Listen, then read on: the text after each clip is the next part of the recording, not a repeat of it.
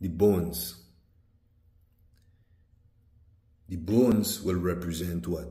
The planet Earth. Right? Because what? The Earth has form. Right? It gives structure. This is where we build all our structures from, the Earth. So when we're looking at the body and we're looking at the bones, this is what gives the body structure. So we say it's the Earth.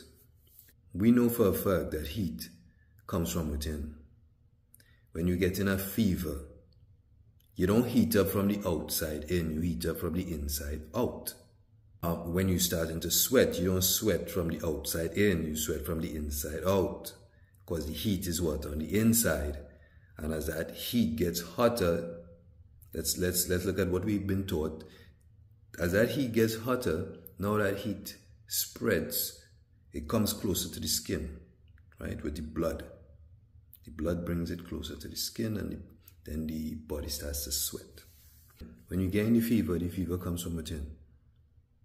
All right, they put the thermometer in your mouth to get your reading, right? Everything comes from within. That's why they point it at you and all of that. They're coming from within. Now that heat that comes from within, we know for a fact that heat what? Rises. All right, it goes up.